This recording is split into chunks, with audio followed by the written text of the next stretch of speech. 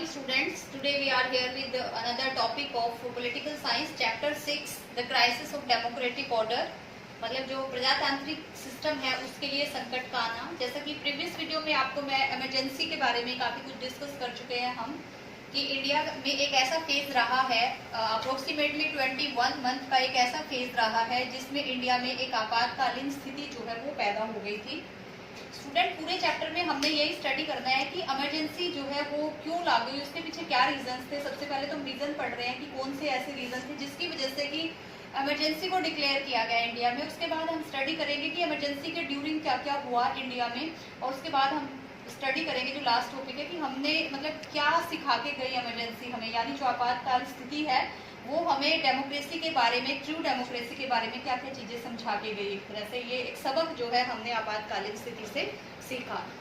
तो हम reason discuss कर रहे थे। रीजन में हमने इकोनॉमिक क्राइसिस स्टडी किए थे कि इकोनॉमिक कंडीशन हमारे देश की काफी खराब हो चुकी थी, जिसमें हमने बांग्लादेश का टॉपिक स्टडी किया और इंडिया और पाकिस्तान का जो युद्ध है वो स्टडी किया।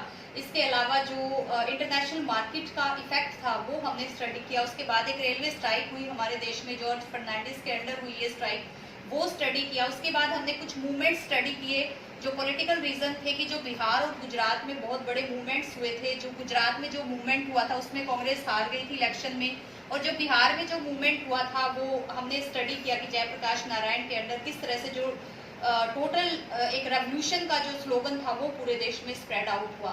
तो ये हमने, और एक हमने नक्सली जो मूवमेंट है वो स्टडी किया वेस्ट बंगाल में, और किस तरीके से गवर्नमेंट ने उनको बाद में रिप्रेस किया, मतलब दमन किया उन मूवमेंट्स का। किस तरीके से जो रेलवे स्ट्राइक जब हुई थी किस तरीके से गवर्नमेंट ने उनकी जो डिमांड थी वो नहीं मानी थी। तो एक गुस्सा, एक रोष था वो हमारे देश में सभी लोगों में फैला हुआ था, क्योंकि एक तरफ गरीबी थी, दूसरी तरफ सिचुएशन जो है वो बहुत क्रिटिकल हो चुकी थी। थर्ड इसमें रीजन आज हम स्टडी करेंगे। थर्ड रीजन इसमें था कि एक कंफ्लिक्ट था। कंफ्लिक्ट मतलब एक झगड़े का कारण था, और झगड़ा किस किस के बीच में था? झगड़ा था जुडिशरी और गवर्नमेंट के बीच में। एक थर्ड रीजन है, बहुत इंपॉर्टेंट रीजन माना जाता है। ये इंदिरा गांधी के जो 1971 के जो इलेक्शन से उनसे रिलेटेड है। देखो इलाहाबाद हाई कोर्ट में एक जजमेंट आया था 1973 में, एक जजमेंट दिया था उन्होंने, और वो जजमेंट किससे रिलेटेड था? वो था कि जो इंदिरा गांधी का इलेक्शन है वो इनवैलिड था। एक तरह से हम कह सकते हैं कि इंदिरा गांधी जो है वो जो अपनी पावर का मतलब मिस यूज करके इस इलेक्शन को जीती थी। उसने जो गवर्नमेंट का जो भी चीजें होती हैं गवर्नमेंट की, मतलब उनको मिस यूज किया था। तो ये सारी चीजें थी जिसकी ये एक रीजन था। अब देखो अब ये कहाँ से शुरू हुआ, थोड़ा सा इसके बैकग्राउंड स्टडी करते हैं कि कंफ्लिक्ट कैसे शुरू हुआ। 11th क्लास में आपने केशवानंद भारती केस के बारे में स्टडी किया था। उसमें हमने कुछ चीजें स्टडी की थी कि जिसमें फंडामेंटल राइट्स से रिलेटेड कुछ बातें थी कि हम कि पार्लियामेंट को ऐसी पावर होनी चाहिए कि वो फंडामेंटल राइट्स को थोड़ा कम कर सके या उनको अमेंड कर सके, उनको चेंज कर सके। ऐसा एक टॉपिक हमने स्टडी किया था, और उसमें हमने ये भी स्टडी किया था कि डायरेक्टिव प्रिंसिपल से रिलेटेड कुछ चीजें स्टडी की थी कि उनको कुछ इफेक्टिव बनाया जाए। तो उसके बाद क्या हुआ था, जो जजमेंट आई थी कोर्ट की वो ये आई थी कि वो पार्लियामेंट जो है, यानी जो हमारी विधान पालिका होती है, वो इस तरह का कोई भी डिसीजन नहीं ले सकती, मतलब अमेंडमेंट से रिलेटेड खुद से वो ऐसा कुछ नहीं कर सकती गवर्नमेंट। उसके लिए एक प्रॉपर प्रोविजन की जरूरत होती है।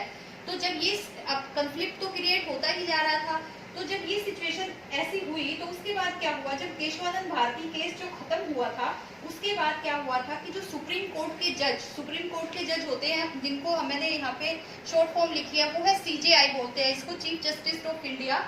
उनकी जो पोस्ट थी वो वैकेंट हो गई थी।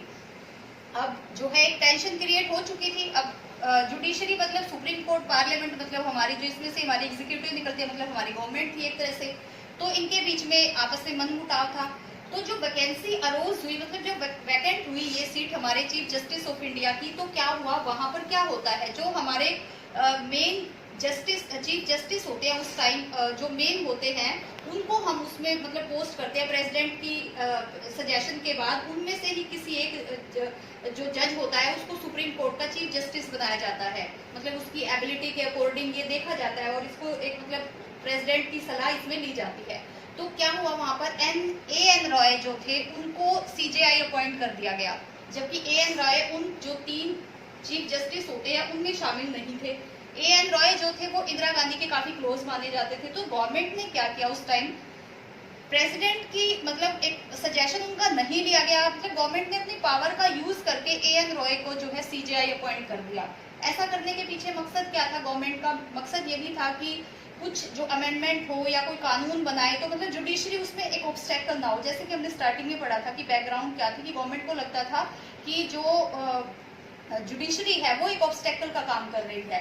तो अब एएन रॉय, अब क्या हो गया इससे? आप देखिए, जुडिशरी जब आपका कोई अपना मतलब एक तरह से जो क्लोज है वो एक चीफ जस्टिस की पोस्ट पे है, और तो जुडिशरी और जो हमारी लेजिस्लेचर होगी, अब उनमें क्या होगा? एक सही रिलेशन होगा, यानी लेजिस्लेचर जो कानून कोई भी बनाएगी तो ऑब्वियस है जुडिशरी उसमें कोई ऐसा इंटरफेयर नहीं करेगी। और यही गवर्नमेंट उस टाइम चाहती थी, एग्जीक्यूटिव जो हमारी गवर्नमेंट थी यही चाहती थी वो, कि भाई कोई कानून बने तो उसमें कोई डिस्टर्बेंस ना हो, यानी ऑब्स्टेकल ना हो जुडिशरी की तरफ से।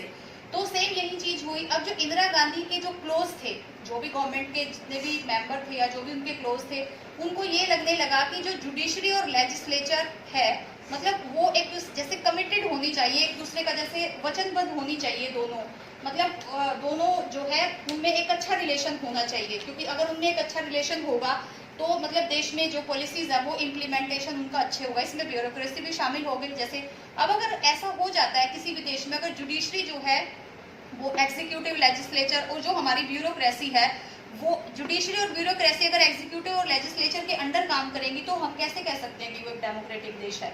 क्योंकि जुडिशरी, एक डेमोक्रेसी की सही पहचान तो यही होती है कि जो जुडिशरी, जो मेन आपका ऑर्गन है गवर्नमेंट का, वो मतलब इंडिपेंडेंट होना चाहिए, मतलब वो स्वतंत्र होना चाहिए, उसके ऊपर किसी गवर्नमेंट का प्रेशर नहीं होना चाहिए। अगर गवर्नमेंट का उसके ऊपर प्रेशर हो गया तो हम कैसे कह सकते हैं कि जुडिशरी जो जजमेंट देगी वो मतलब आम जनता के फेवर में होगा, या हम उस पर बिलीव कर सकते हैं? तो ऐसी ही सिचुएशन उस टाइम हुई। अब एएन रॉय चीफ जस्टिस हो गए, जुडिशरी और एग्जीक्यूटिव का अच्छा रिलेशन हो गया, तो पॉलिसीज जो भी आई वो एक तरह से गवर्नमेंट की एग्रीमेंट से आती थी। कहने का मतलब ये है, पॉलिसीज डायरेक्ट गवर्नमेंट की तरफ से आती थी, ना कि जुडिशरी की तरफ से ऐसा कुछ ऑर्डर आता था। तो कन्फ्लिक्ट का होना एक मतलब एक ऑब्वियस है कि कन्फ्लिक्ट जो है वो बनता चला गया। अब क्या हुआ, उसी टाइम पे मैंने आपको बताया था स्टार्टिंग में कि इलाहाबाद हाई कोर्ट ने एक जजमेंट दिया था, जिसके जस्टिस थे हमारे जगमोहन लाल सिन्हा। ये नेम आपने थोड़े से ध्यान रखने हैं। 12 जून 1975 को इन्होंने एक जजमेंट दिया था। और जजमेंट क्या था? जजमेंट किससे रिलेटेड था? 1971 के इलेक्शन से रिलेटेड था। कि अब जो जस्टिस थे जगमोहन लाल सिन्हा, उन्होंने जो जजमेंट दिया वो किससे रिलेटेड था? कि जो इंदिरा गांधी का इलेक्शन है वो इनवैलिड रहा, मतलब वो असंवैधानिक है, वो अच्छे तरीके से इलेक्शन नहीं जीती है। मतलब जो एक तरीका होता है इलेक्शन जीतने का, जिसमें कि हम मतलब मिसयूज नहीं करते अपनी पावर का, ऐसा नहीं था। तो क्योंकि एक पिटीशन जो है वो फाइल की गई थी, यानी याचिका दायर की गई थी। राजनारायण एक कैंडिडेट थे जो इंदिरा गांधी के अगेंस्ट थे उस टाइम, उन्होंने एक पिटीशन जो है फाइल की थी उसके विरुद्ध, मतलब एक याचिका दायर की थी कि जो इलेक्शन है वो मतलब संवैधानिक नहीं है, असंवैधानिक है। तो अब क्या हुआ, अब जो जजमेंट आया तो उसमें इनवैलिड मिला वो जो जजमेंट, मतलब एक तरह से राजनारायण के फेवर में गया। तो इंदिरा गांधी को ये चीज जो है अच्छी नहीं लगी। अब जजमेंट के अकॉर्डिंग क्या होगा कि इंदिरा गांधी जो है वो पार्लियामेंट की मेंबर नहीं है, मतलब वो एमपी नहीं रही। अगर वो एमपी नहीं रही तो क्या होगा, वो इंदिरा गांधी अपने पोस्ट पे नहीं रह सकती। अब जजमेंट में थोड़ा मॉडिफाई भी किया गया कि जैसे चलो वो 6 मंथ के लिए रह सकती हैं, 6 मंथ के बाद उनका एक री इलेक्शन होगा, उनको मतलब एक अपनी मेंबरशिप है जो वो दिखानी होगी, लेकिन इस ड्यूरिंग वो क्या कर सकेंगी, वो पार्लियामेंट की कोई मीटिंग अटेंड नहीं करेंगी। मतलब उनकी जो एक उनका जो भी कोई उनकी जजमेंट होगी या कोई भी उनका काम होगा, उनकी पॉलिसीज होगी, वो उनके द्वारा बनी हुई अब नहीं होगी। एक तरह से उनका रोल खत्म करने वाली बात हो गई। अब क्या हुआ, अब जब जजमेंट आया तो पूरे इंडिया में उससे पहले ही मैंने आपको बताया था कि कुछ मूवमेंट स्टार्ट हो चुके थे, और जयप्रकाश नारायण वो एक तरह से हीरो बन चुके थे हमारे देश में, जो टोटल रेवोल्यूशन वो लेके आए थे। अब सारे जो अपोजिशन लीडर पार्टी जितने भी थे, अपोजिशन लीडर्स थे, वो सारे दिल्ली के रामलीला ग्राउंड में सब इकट्ठा हुए, और मतलब एक तरह से फोकस हो गया, पूरे इंडिया का फोकस वहीं चला गया कि सबने मतलब यही सबकी डिमांड थी कि इंदिरा गांधी को जो है अपना रिजाइन जो है वो देना चाहिए, मतलब उनको अब प्राइम मिनिस्टर नहीं रहना चाहिए उनको। तो इस तरह की डिमांड होने लगी हर तरफ। तो और जो पुलिस को या जो भी मतलब हमारी जो ब्यूरोक्रेसी थी, पुलिस थी, मिलिट्री थी, सबको यही कह दिया गया कि अब वो प्राइम मिनिस्टर के अकॉर्डिंग काम ना करे, तो माहौल जो है वो हमारे देश में काफ़ी एक क्रिटिकल सा हो गया था, बहुत ही क्रूशियल स्टेज आ गई थी। तो उस टाइम पर एक जजमेंट लिया गया था, जो जजमेंट डेमोक्रेसी के अकॉर्डिंग नहीं होता। एक निर्णय लिया गया, एक डिसीजन लिया गया इंदिरा गांधी के द्वारा। 25 जून 1975 को हमारे पूरे देश में आर्टिकल 352 लागू कर दिया गया।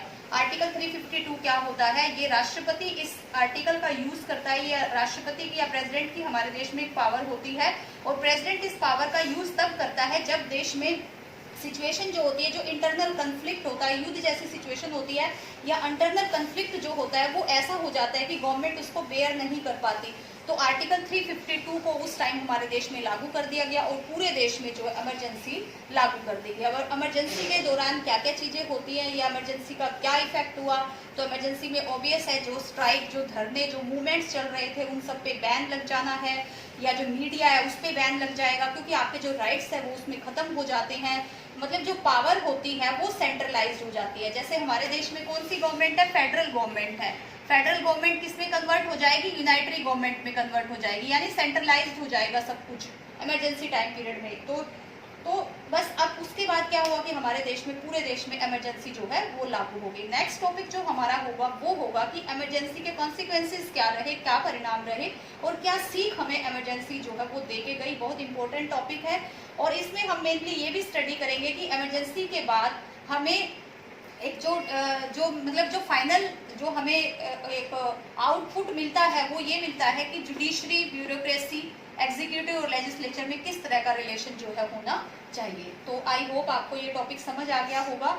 अच्छे से इसको स्टडी करने के लिए आप अपनी बुक में डीपली इसको वर्ड टू वर्ड रीड करें। जो मेन टॉपिक है वो सारे मैंने आपको बता दिए हैं। अभी आपको इसी टॉपिक पे बेस जितना हो गया उस पर ही आपको असाइनमेंट क्वेश्चन मिलेंगे, और उन क्वेश्चंस को आप अपनी नोटबुक में राइट करेंगे। क्वेश्चन से रिलेटेड अगर क्वेरी है तो आप मतलब मेरे कॉन्टैक्ट नंबर पे पूछ सकते हैं।